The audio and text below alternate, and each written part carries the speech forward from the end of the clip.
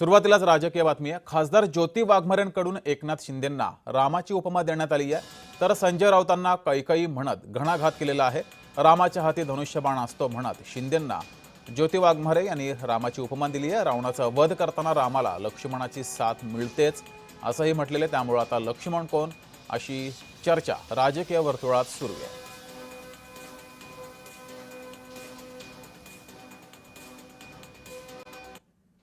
संजय राऊतासारखी कैकई ही भावाभावांमध्ये फूट पाडून रामाला वनवासाला पाठवत असते।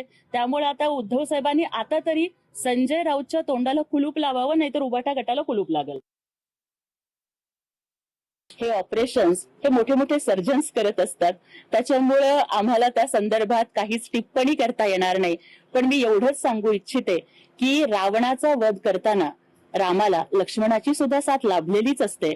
त्यामुळे आम्ही महाराष्ट्राचा विकास करण्यासाठी आमचे नेते एकत्र राम आहेत। आणि लक्ष्मण कोण जनता ठरवेल। आम्हाला इतकंच माहितीये की रामाच्या हाती धनुष्य बाण असतो। राम कोण आणि लक्ष्मण कोण याही पेक्षा रावण संपला पाहिजे। शिंदेच्या रावण संपला पाहिजे